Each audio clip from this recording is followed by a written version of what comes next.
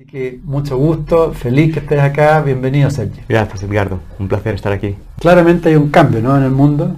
Parece que algo está sucediendo. Está sucediendo, ¿no? Lo que no sabemos es qué, ni cuándo, ni cómo, ni cuál es el afecto real que está sucediendo ahora, pero algo parece que se está moviendo. ¿Qué le podríamos decir como primera impresión a todas las amigas, amigos que nos están escuchando y viendo respecto a cómo enfrentar esta transformación que hoy día está sucediendo en el planeta, tanto positivos como negativos también? Sí, para mí la clave está en la relación íntima con uno mismo, porque en el fondo todo lo que uno percibe ahí fuera es el reflejo de uno mismo. Entonces todo el movimiento que yo estoy viendo afuera tiene que tener una causa interna. Entonces si yo estoy dentro de mí, si estoy asumiendo mi experiencia humana, es mucho más fácil asumir la experiencia externa, es mucho más simple. Se genera un espacio de honestidad, de paz y de conexión con uno mismo que te permite vivir todo lo que sucede alrededor de una forma mucho más coherente y sobre todo honesta. ¿Cómo ir logrando esa paz mental? Mira, de nuevo es tan simple que no lo vemos, porque hoy en día pensamos que para alcanzar algo tienes que ir a por ello. Sin embargo, esta paz de la que hablamos, la paz auténtica, si tú vas a por ello, en realidad la estás rechazando. Y fíjate la paradoja. ¿Por qué digo esto? Imagínate que yo ahora estoy angustiado y yo quiero estar en paz. Lo primero que voy a hacer es negar mi angustia. Es decir, no quererme sentir angustiado para llegar a sentirme en paz. Pero esa paz no sé cuál es, porque como no la estoy sintiendo ahora, me la voy a imaginar. Entonces voy a querer estar en una paz imaginada y eso me va a llevar a angustia, me va a llevar a frustración, me va a llevar a un viaje que no me va a llevar a esa paz. ¿Cómo se alcanza esa paz? Sintiendo la angustia que estoy sintiendo ahora. Cuando siento la angustia que estoy sintiendo ahora, dejo de luchar contra la angustia y empiezo a estar en paz con el momento presente. Eso hace que la angustia se transforme y empiece a amanecer la paz. Parece algo muy complejo, pero de nuevo es algo súper simple. Permitirme ser como estoy siendo ahora. Darle la bienvenida a mi experiencia humana actual. Ahora hay que desengancharse de esa angustia, porque muchas personas plantean: siento la angustia y no puedo dejar de sentir esa angustia. Sí, porque se plantean sentir la angustia para no sentirla. Es decir, cuando la sienta, me estaré en paz. Este chico ha dicho que si siento la angustia, estaré en paz. Entonces, si tú sientes la angustia para estar en paz, estás en la misma, porque no estás sintiendo la angustia. Estás queriendo no sentirla. Y estás generando un rechazo interno. Una resistencia. Bla, bla, bla. Eso es. Cuando tú te abres a sentir lo que sientes honestamente, no dura mucho. No dura mucho tiempo, porque la honestidad tiene la capacidad de mostrarte desde dónde te sientes angustiado. Y cuando ves desde dónde te sientes angustiado, ves que no tiene sentido sentirte angustiado. Y se empieza a transformar. Es como el dolor también. Cuando uno empieza a tomar conciencia del dolor, el dolor se puede ir yendo, ¿no? Pudiera marcharse. Pudiera marcharse, claro. Si su función es que yo vea el origen del dolor, una vez lo he visto, pudiera marcharse. Pero a lo mejor el dolor tiene muchas cosas más que enseñarme. Entonces estaría ahí para que yo lo aprendiese. Pero cuando tú empiezas a abrirte a sentir el dolor, ya no eres víctima del dolor. Exactamente. Te conviertes en alumno, empiezas a escuchar qué te están diciendo el dolor para tú poder crecer, para tú poder ponerte en pie en tu experiencia humana. Y ahí el dolor ya no es lo que era antes, ya no es algo por lo que sufrir. Y Sergi, respecto a la paz, entonces también como lección que ya puedes ir transmitiendo a los auditores, las personas que lo están viendo, es que para querer una paz mundial, primero uno tiene que estar conectado con la paz interna, ¿no? Es como bien básico, pero... Sin duda, es elemental y paradójico. Porque aún pensamos que para yo estar en paz, el mundo tiene que estar en paz. Claro. Entonces yo intento pacificar el mundo estando angustiado porque el mundo no está en paz. Y ahí entramos en una especie de circuito que no se resuelve hasta que yo no le ofrezco al menos un ciudadano en paz a este mundo. ¿Y qué ciudadano le voy a ofrecer si no soy yo mismo? Y eso se relaciona también porque de alguna otra forma vibramos, ¿no? O sea, si estamos en paz, vibramos esa paz y vamos conectando esa frecuencia a otros. Así es, somos frecuencia al final. Todo vibra. Es muy posible que hoy en día, aún científicamente, no tengamos las herramientas para captar, para medir ciertas frecuencias todavía. Pero los pensamientos vibran, tienen una calidad. Las emociones tienen una calidad, son energía. Entonces, cuando empezamos a descubrir este ámbito, empezamos a ser maestros de nuestras emociones y de nuestros pensamientos en lugar de ser esclavos de ellos. Y en lugar de reaccionar, empezamos a accionar, a crear.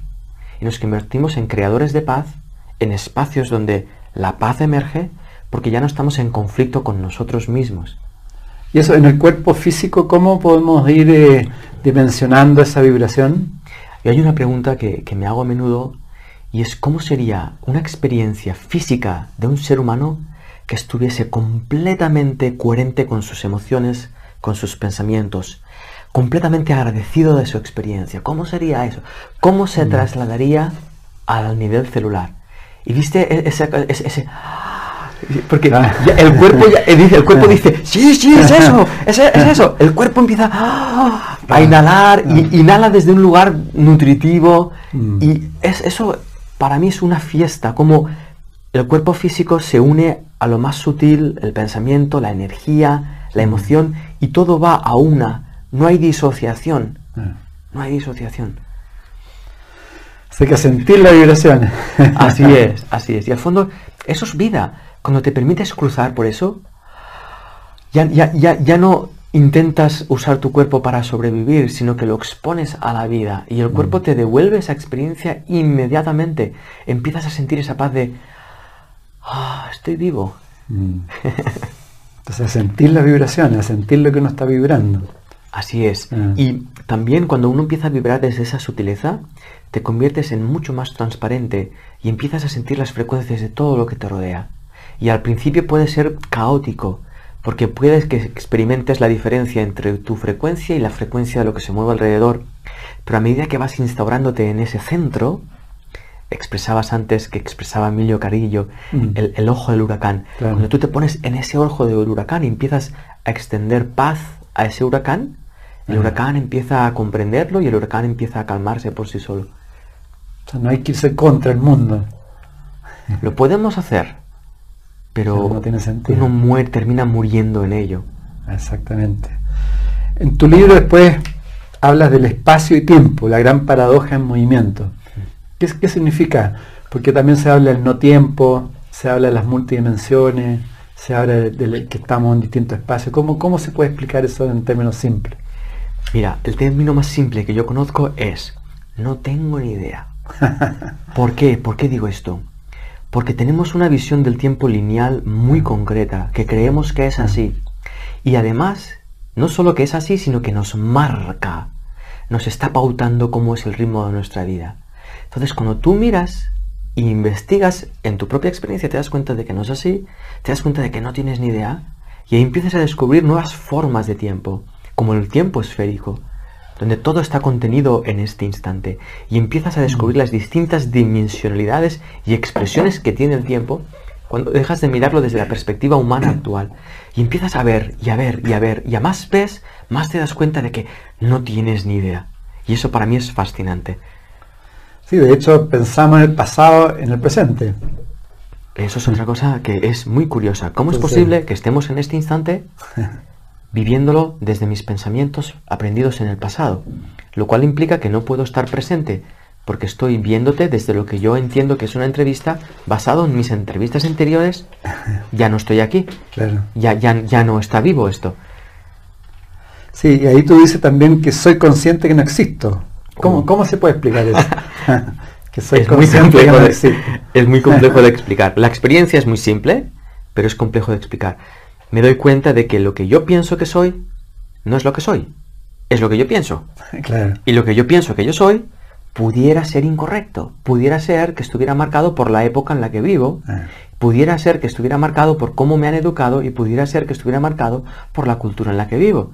Entonces, cuando yo miro de profundo ese pensamiento que yo creo que soy, me doy cuenta de nuevo de que no tengo ni idea de quién soy y que esa imagen que yo he generado de Sergi no existe. Esa imagen mental que yo tengo de mí mismo es una imaginación, no es real. O sea, hay un tema ahí de importancia personal, de ego. Totalmente. ¿Cómo las personas podemos ir dejando de creer entonces? La honestidad para mí es clave. Uno tiene que detenerse y empezar a ver cuántos pensamientos de los que yo pienso realmente están al servicio de mí mismo.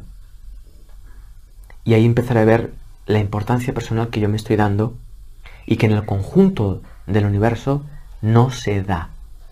La importancia personal que el universo te ofrece a ti es exactamente la misma que le ofrece a ella, a él, a quien nos está viendo y a mí. Por lo tanto, la importancia personal que se te da, aparte de ser total, es compartida.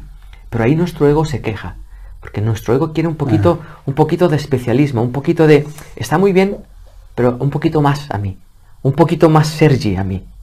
Y ahí es donde empezamos a sufrirlo, porque cuando empezamos a funcionar de esa manera, nos aislamos del resto. Empezamos a ser solo nosotros. Nos separamos. Así es. Y empezamos a creernos que tú y yo estamos separados. Y empezamos a creernos nuestras diferencias. No solo las percibimos ahora, sino que además de percibirlas, nos las creemos. Y ahí generamos un mundo falso, de separación. Entonces, ¿el trabajo cómo parte? ¿Con la autoobservación? Para mí es muy importante mantenerlo muy simple, y no intentar hacer un nuevo esfuerzo de esto. Si tú miras tu vida como es ahora, ya verás que ya se te están mostrando cosas. Lo que pasa es que no las queremos ver. Ya estoy viendo cómo me siento con mi pareja. Ya estoy viendo cómo me siento en mi trabajo. Ya lo estoy viendo cómo me siento en esta sociedad. Ya lo veo. Entonces la pregunta es, ¿cuánto tiempo voy a tardar en asumirlo? Esa es la clave. Cuando empiezo a asumir lo que estoy viendo, empieza a transformarse todo. ¿Por qué? Porque empiezo a ver más. Y a más veo, más descubro. Y a más descubro, menos reactivo soy, más creativo soy. Tú hablas que la conciencia que todo lo ama, este mundo no existe para que tú lo cambies, sino para que aprendas a amarlo. Sí, ese es otro descubrimiento. Yo siempre me he considerado como muy activista, una persona muy justa, que quería justicia social, justicia mundial. Y me di cuenta de que cada vez que yo sentía esto, sentía rabia y sentía odio. Y claro, me di cuenta, o sea, ¿cómo quiero que el mundo cambie si en lugar de aportar amor estoy aportando odio? Estoy aportando mi cuota de odio. Estoy diciendo, señores, sí, esto, pum, ahí va mi cuota. Entonces me di cuenta de que no sabía amar un mundo que estaba pidiendo a gritos amor y me convertí en alumno de este mundo. Este mundo es un maestro impecable para enseñarme a amar donde yo creo aún que no sé amar. ¿Qué pasa ahí con el sufrimiento? Es una manera de no querer asumir nuestra propia experiencia de vida. Para yo sufrir contigo, tengo que interpretar una situación que tú hagas y al interpretarla darme cuenta de que en realidad no la estoy comprendiendo. Cuando tú haces algo que yo no comprendo, ya paso a sufrir. Porque estoy intentando que tú actúes de una manera que a mí me aporte estabilidad. Si no comprendo tu mirada, empiezo a sufrir. Pero en lugar de hacer eso, lo que puedo hacer es mirar cómo me miras, para ver qué estoy experimentando yo cuando me miras, y el sufrimiento pasa a ser un amigo, porque el sufrimiento me está diciendo, Sergi, estás sufriendo, ¿te has dado cuenta? Ah, sí, es verdad, sufro cuando me mira Edgardo de esta manera. Ok, voy a mirar a Edgardo a ver cuál está el origen del sufrimiento, y ahí descubro que el origen está en una interpretación mía. No sé si me he explicado. Sí. Sufrimos porque vivimos lo que vivimos como nosotros lo estamos viviendo, pero hay otras opciones ahí que no vemos. O sea, hay un problema de percepción, ¿no? Eso es. Al final, para mí, todo termina ahí. En la percepción. La bola cae en ese punto. ¿Y qué pasa con tantas parejas que sufren de amor? Pues eso es una gran oportunidad para descubrir que eso que están experimentando no es amor. Es la necesidad de que el otro te ame. Eso no es amor. Eso es miedo a descubrir tu capacidad de amar. Por eso yo pongo la responsabilidad de sentirme amado en la otra persona. Y cuando hago eso, estoy poniendo las causas del sufrimiento en la otra persona también. Eso tiene que ver con el apego, ¿no?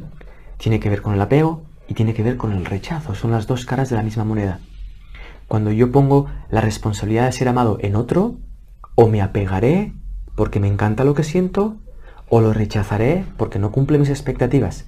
Pero es el efecto de yo poner la responsabilidad de ser amado en la otra persona.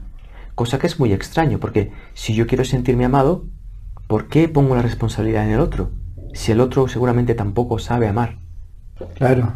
Una persona ayer, me parece que en Facebook, no sé, preguntaba ¿cómo puedo eliminar mis creencias? Oh, buenísimo. Primero, darte cuenta de que pudiera ser que detrás de esa pregunta esté la creencia de que las creencias son malas. Cuando yo quiero rechazar algo, cuando yo quiero deshacerme de algo, pudiera ser que hubiera la creencia de que eso es malo. ¿Cómo puedo deshacerme de las creencias? Primero, viendo que tengo una creencia de que algo tiene que ser distinto. Cuando me doy cuenta de que está esa creencia, dejo de actuarla y empiezo a asumir todas las creencias. Yo tengo que hacerme responsable de todo lo que yo creo para poder ver más allá de ellas, no para rechazarlas, sino para poder ver más allá de ellas. No sé si tiene sentido lo que acabo de explicar. Primero hay que, de nuevo, una autoobservación y hacer un análisis de todas las falsas creencias que tenemos. Así es. Fíjate que no existen falsas creencias ni creencias no falsas. Toda creencia es falsa por sí misma. ¿Sí? Porque sí, es una creencia. Sí. Fíjate que a lo mejor puede que ofenda a alguien, pero no es mi intención. Hoy en día, al Dios al que rezamos no existe. Porque está basado en las creencias que nosotros, como seres humanos, tenemos de Dios. Claro. Pero a mí me gustaría saber cómo Dios se ve a sí mismo. Porque ahí no hay creencia humana en medio. Cada uno de nosotros tiene a su disposición una experiencia humana concreta. Así es, claro. La llamamos yo. Si somos capaces de vivir ese yo completamente, podremos ver que ese yo no se termina solo donde yo creo que soy yo, sino que tiene un potencial inmenso que aún no hemos descubierto como seres humanos. Hablábamos de las diferencias que hay en el mundo, del hambre en África. Claro. La mayoría de seres humanos creen que no es solucionable el hambre en el mundo. Creen eso. Y es falso. La posibilidad existe. Lo que ocurre es que, bajo nuestra creencia de que no se puede, sostenemos un sistema que lo hace imposible ese cambio. O sea, nosotros mismos lo vamos co-creando finalmente para que no sea. Así es. Acabamos dando valor a las creencias que imposibilitan lo que aparentemente queremos que cambie. ¿Cuál es tu visión entonces respecto a la co-creación? ¿Somos co-creadores de nuestras propias vidas? Sin duda, hay dos ámbitos para mí. Hay el ámbito, como expresabas, de la percepción, de cuando yo empiezo a percibir mi vida desde mi punto de vista, yo empiezo a fabricar una realidad que no existe, es un espejismo, del cual yo lo llamo también mi historia personal, que genero mi historia personal, y yo creo que soy ese producto, pero también está un espacio donde me dejo descansar en el instante presente y empiezo a ver que solo existo en este instante, y que en este instante la vida me está viviendo, y ahí me doy cuenta de que yo soy vida también. Y ahí descubro esa co-creación. No porque yo esté co-creando algo, sino porque yo también soy parte de esa creación. Ahí es donde uno tiene que empezar también a cuidarse un poco con lo que va pensando, con lo que va hablando, con lo que va sintiendo. Es un respeto a sí mismo. Es un respeto, sí. Uno empieza a ver la calidad de lo que piensa. Uno empieza a saborear, porque ya no soy inconsciente a mis pensamientos. Soy consciente de mis pensamientos y soy consciente de lo que genera en mí. Entonces ves el pensamiento, ves lo que genera y te planteas, ¿realmente quiero seguir sosteniendo este pensamiento que genera esta experiencia en mí, que termino haciendo responsable a los demás por cómo me siento? ¿Realmente esa calidad de pensamiento la quiero para mí? Va en cuestionamiento, ¿eh? Para yo estar resentido contigo, yo tengo que sentir ese resentimiento. El primero que va a sentir el resentimiento soy yo. Claro, claro. El primero que va a sentir el efecto del pensamiento que yo tengo hacia ti, sea bueno o sea malo, el primero que lo va a experimentar soy yo. Sí, y tú en el libro hablas relacionado a eso, dice, aquellos que maltratan a otros viven de espaldas al amor, y solo amándoles podemos ofrecerles una salida honesta al maltrato. Mi pregunta es cómo lo hacemos, porque no es fácil ver una persona que es odiosa, resentida, uno transmitirle amor. Cuando vemos al maltratador, lo que nos nace es un maltratador interno que querría maltratar al maltratador. Cierto. Porque en el fondo nos está mostrando nuestra naturaleza oculta que no queremos asumir. Por eso tratamos a los maltratadores de esa manera. Pero hoy en día existe la posibilidad de descubrir que cuando un maltratador maltrata es porque no conoce ese espacio de paz en sí mismo. No conoce ese espacio de amor en sí mismo. Entonces, si yo no ofrezco amor a esa persona, ¿cómo esa persona va a descubrirlo en sí mismo? No lo va a hacer. Y sin darme cuenta yo, al rechazar el rechazo, aporto mi cuota de rechazo y estoy de acuerdo con el maltratador, sin darme cuenta. Lo potencia. Sin darme cuenta. Entonces, hay opciones sociales para que el maltrato desaparezca de nuestras sociedades, pero se tiene que basar en un ejercicio honesto de cada individuo. Se tiene que basar en un ejercicio honesto de nosotros como seres sociales. Es muy fácil culpar al maltratador de lo que está haciendo sin yo hacerme responsable de la parte del maltratador que yo oculto, pero que sale a la luz cuando veo al maltratador. No imaginamos la paz mental que hay detrás de una mente que ya no necesita juzgar. De la paz mental que hay detrás de una mente que sabe que sus opiniones son solo opiniones y no verdades. Y generalmente son de nuestra importancia personal, del ego, como le llamamos, ¿no? Sin duda, porque alimentan nuestra perspectiva de la vida. Cuando yo descubrí que una opinión mía, lo que defendía era mi perspectiva de la vida, y me di cuenta de que mi perspectiva de la vida no era verdad, uno empieza a dejar de creerse sus opiniones. No es que esté malo opinar, pero ya no te crees las opiniones que opinas. Las miras e incluso te producen gracia. ¿Y cuál sería el juego entonces? Observarlas, pero quedarse callado, tratar de no hablar. Yo no sé cómo, pero sí sé que la posibilidad de contemplar la opinión existe. Y cuando tú te ves, por ejemplo, discutiendo con otra persona, ahí es un buen momento para darte cuenta de cómo estás defendiendo una opinión. Y cómo ese conflicto surge no porque la otra persona opine distinto, sino porque yo estoy defendiendo mi opinión. Y cuando la sueltas y escuchas a la otra persona, te das cuenta de que está generando la opinión desde el mismo lugar que tú la generas, y te das cuenta de que las opiniones no te difieren del otro, sino que en realidad somos los mismos. Y ahí hay un relax, hay un... ok, bienvenida sea tu opinión, porque sé que es mentira tu opinión, porque sé que es mentira la mía. El concepto de coherencia en nuestras relaciones de pareja, con nuestros hijos, es fundamental, ¿no? Es básico, porque si no terminas luchando contra tu vida de nuevo. Si las relaciones forman parte de tu vida, terminan luchando. Muchas personas empiezan relaciones con otros porque se sienten atraídos, porque sienten un interés por esa persona. Hay un cierto amor ahí también, aunque sea muy oculto, pero si no nos abrimos a experimentar esa relación como un mecanismo de aprendizaje, terminaremos exigiéndole al otro algo que nosotros no estamos aportando. Y pasará a ser un negocio la relación, una negociación energética, mental, emocional. Y ahí nos perdemos mucho del tesoro que es encontrarte con un ser humano, mirarle a los ojos y descubrirte a ti mismo a través de esa mirada. O sea, las comunicaciones son importantes ahí también. Desde un lugar sin pretensión, donde yo pueda mirar y expresar con transparencia. Sin cargas. Sin cargas, sin miedo a perderte cuando te diga lo que te voy a decir. Porque el miedo que tengo a decirte lo que te voy a decir por miedo a perderte hace que lo vaya ocultando y hace que vaya confirmando que sí tengo miedo a perderte. Y ahí nacen los celos, ahí nace la desconfianza.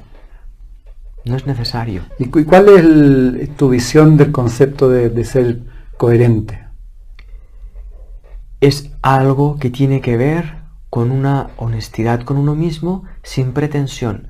No se trata de voy a ser coherente, sino de a ver dónde están mis incoherencias. Mi incoherencia está aquí. Cuando tú eres honesto con tu incoherencia, ya eres coherente. Porque estás no escondiéndolo. Cuando tú te descubres arrogante y ves que estás siendo arrogante, estás siendo honesto, ya entras en coherencia. Y la arrogancia pierde peso y gana peso la honestidad. Esa es la coherencia. Porque entonces aportas a una persona honesta y no una persona arrogante, sin luchar en contra de la arrogancia. Esa es la coherencia. Tú también hablas que siempre buscamos el porqué de las cosas. Es también una falta de honestidad para con nosotros, porque cuando yo necesito el porqué, es porque no estoy asumiendo mi ignorancia previa. Ahí llego también, entonces ahí. Totalmente. La pregunta, el por qué me has dicho esto, por qué me has hecho esto, por qué no hiciste aquello, por qué le has contado aquello a esa persona. Detrás hay un miedo, y ese miedo hay una ignorancia. Entonces, si yo primero asumo mi ignorancia, me daré cuenta de que ya no necesito que tú me expliques cómo ha sido, porque descubriré que hay paz detrás de mi miedo. Entonces te podré mirar a los ojos y podré comprender por qué has hecho eso. Te podré comprender por qué yo he dicho eso. Podré comprender mis errores sin la necesidad de preguntar por qué. Tú también hablas respecto al esfuerzo versus la pasión. Sí, lo veo mucho en los niños de nuevo. cuando ellos se sumergen en sus pasiones y se pierden horas y horas haciendo eso sin cansarse, claro, sin agotarse, se les pasa el tiempo volando. Y nosotros venimos de eso, venimos de disfrutar de la vida desde ese lugar, porque la vida no nos pide nada, no nos está pidiendo que nos esforcemos para nada, porque la vida ya nos está dando todo lo que necesitamos. Somos nosotros que desde nuestra ignorancia nos hemos inventado un esfuerzo. Por eso cuando intentamos educar a los niños más pequeños, sobre todo en el esfuerzo, los niños no comprenden qué estamos hablando. ¿Qué se les puede transmitir a todas las personas que trabajan con esfuerzo nomás y llegan a su casa terrible, uy, estoy tan cansado, puros problemas? Yo les invitaría a hacer una toma de conciencia con lo que sienten cuando hacen eso. Es decir, muchos vivimos eso, pero lo hacemos como pasándolo. Venga, un día más, y un día más. Y venga, sobreviviendo. Venga, ya vendrá algo que lo cambiará. Venga, y sigo. No. Detengamos un momento eso y vivamos paso a paso, día a día. Que podamos sufrir con claridad lo que estamos sufriendo cada día. Porque cuando yo me abro a sufrir claramente lo que estoy sufriendo cada día, empiezan a aparecer las preguntas clave. ¿Realmente necesito seguir esto? ¿Realmente necesito seguir haciendo esto? ¿Realmente no hay otra opción? Y esas preguntas abren espacios. Sí. Y esos espacios me permiten respirar y me permiten ver que a lo mejor, y solo a lo mejor, no es necesario vivir una vida de esta manera. Tú dices, el amor es lo más poderoso que existe. Y por esta razón es completamente invisible a los ojos de la gran mayoría de las personas. Nosotros, en nuestra percepción personal de las cosas, aislada, hemos perdido de vista esa conexión con el universo, esa conexión con todo lo que existe. Esa conexión, para mí, es lo que es el amor. Es lo más poderoso, es el sentido, es la fuente de vida de toda experiencia universal. Entonces, cuando perdemos de vista eso y solo vemos a nosotros mismos, nos tenemos que inventar un poder personal. Nos tenemos que inventar algo que es muy extraño porque implica una especie de esfuerzo y de fortaleza que agrede. En realidad, el poder es algo muy invisible, es la presencia, es estar presente en ti mismo. Eso genera un poder inherente que es invisible a los ojos de la mayoría de personas. Y ahí no hay separatividad.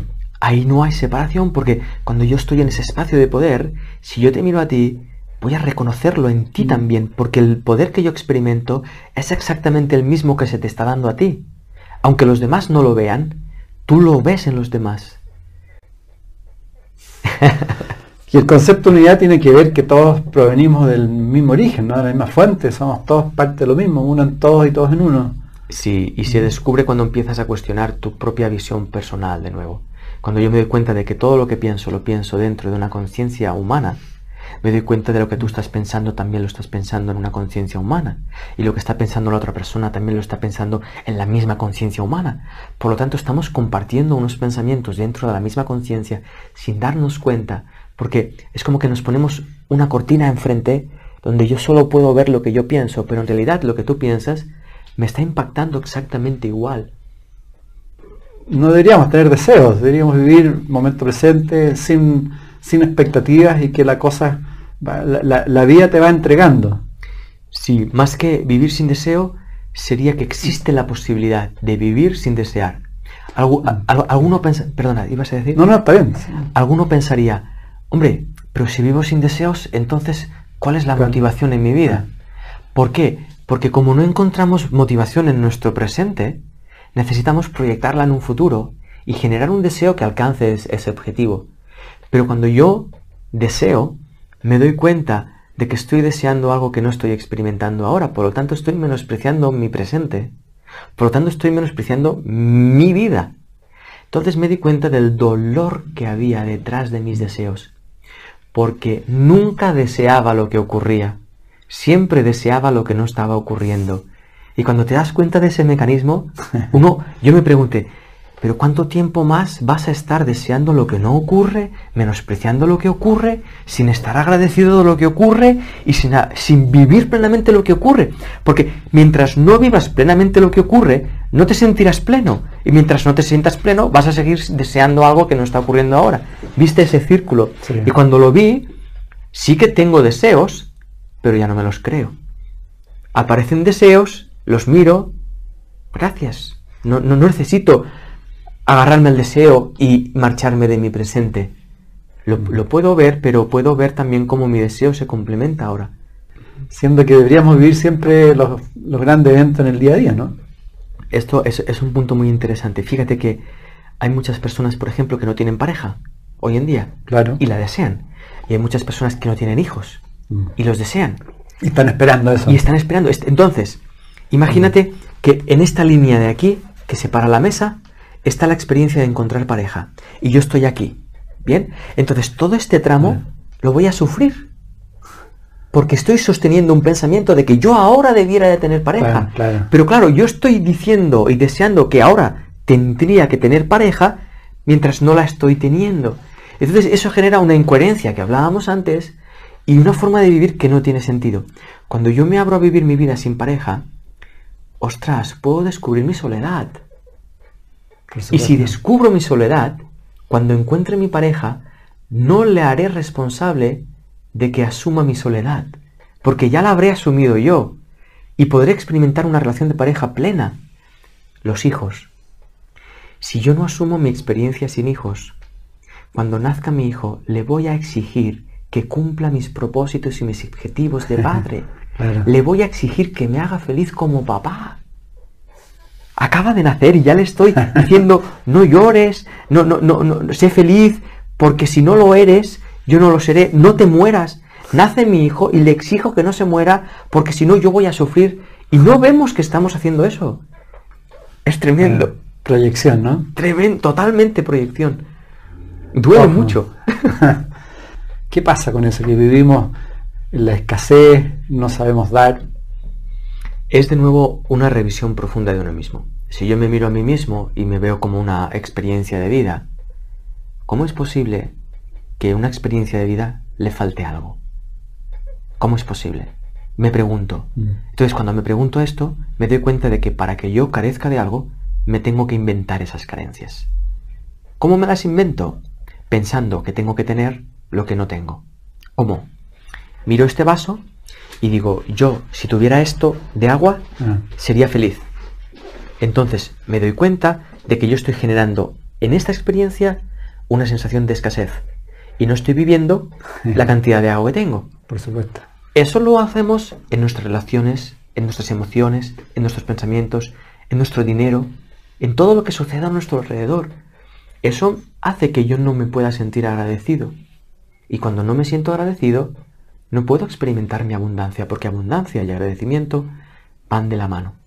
La escasez y la queja, el deseo, van de la mano también. Bueno, o sea, la abundancia es interna, ¿no? Tiene que ser interna, ¿no? Y cuando la descubres, te das cuenta del potencial que tiene esa abundancia, porque se transmite inmediatamente a lo externo. ¿Qué quiero decir? Que de repente, donde tú veías que faltaba algo, ya no lo ves. Esto pasa a ser una experiencia plena. Y si realmente necesitas el vaso hasta aquí, te aseguro que el vaso se va a llenar hasta aquí.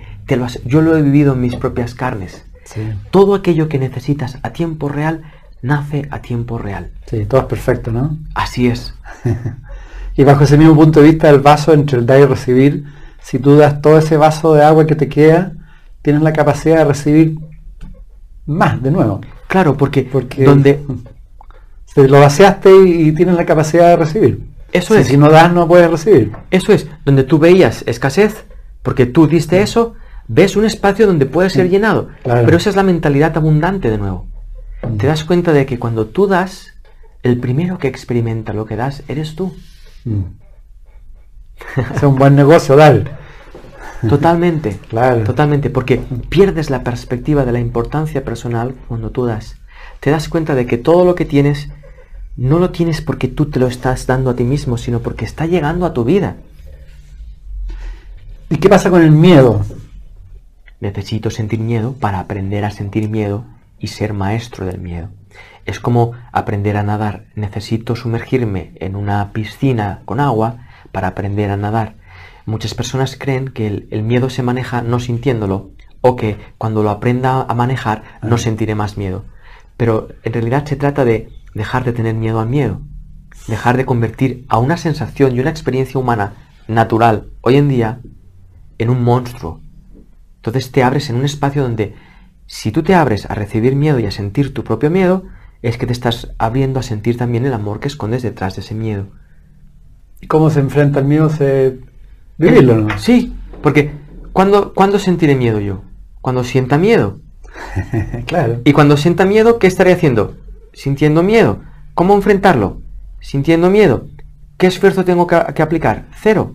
¿Qué técnica? Ninguna. ¿Qué estrategia? Tampoco. Porque si ya está ocurriendo.